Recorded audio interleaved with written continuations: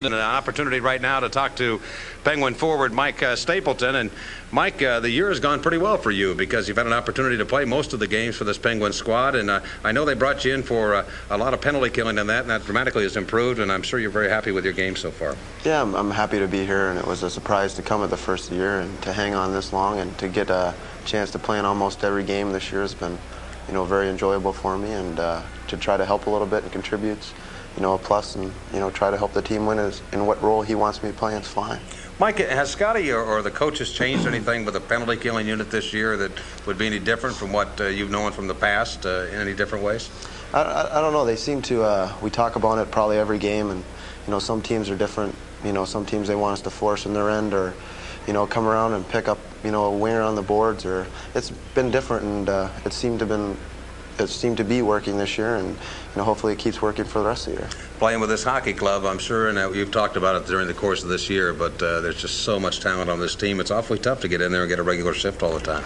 Yeah, it is. You sit and you watch on the bench and you try to learn, and you have the best player in the world to learn from, and that's probably one of the neatest things I've had this year is to sit and watch him and study him, and to watch the greatest player in the world play every night. And I always say, kid, I've got the best seat in the house. I get to sit right on ice surface and watch. But it is a tremendous squad. They have probably greatest talent put together in the league, and when they want to go, they really go. Mike, I know guys talk about other teams in this league, and after you play them and the discussions, what's the consensus of who the best team that the Penguins have faced this year? There's probably been a couple teams that play us very well.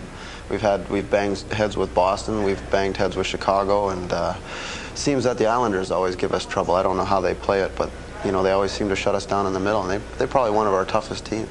Mike, the off season, we talked briefly before we did this interview, but you're involved in some farming. Your dad, of course, played in the league. Tell us a little bit about the farm that you have.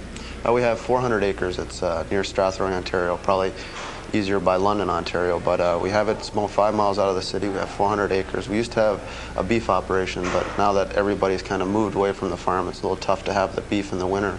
So we just mainly do cash crop now, and everybody comes back in the summertime. I have a brother that plays over in Sweden, so he comes back at the first of the spring and plants, and then goes back, and then I come home and finish up the rest of the work. Is that why you guys have those Arnold Schwarzenegger arms? No, I don't know if that's from all the baling that we've done, but no, we work hard in the summer. All right, now I'm going to talk about my favorite thing, and that is the music, and you play the guitar. I know you play a lot of different things. Tell us about that, how you got involved in that. I don't know. I guess there was always one thing I wanted for Christmas, and that was a guitar when I was little. And I'd always get the Sears catalog out, and I'd say, Mom, this is what I want.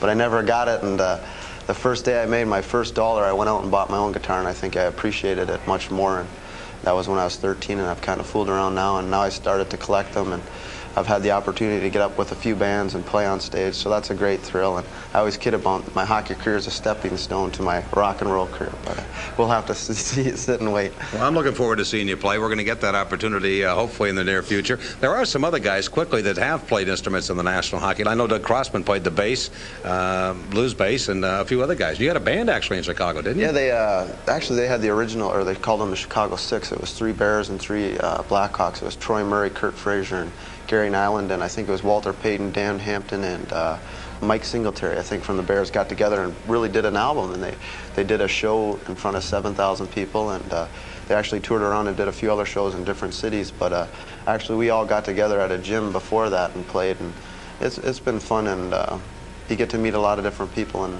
I'd really like to do that when I quit playing hockey, I guess. All right, Mike Stapleton of the Stompers. That's the start, anyway. Okay, we'll come up with that. And you see him. And the 3 straws. There you go. That's good, yeah, the 3 straws. Anyway, look for them in your local newspaper. In a moment, hockey continues from Boston right here on the Penguins Hockey Network.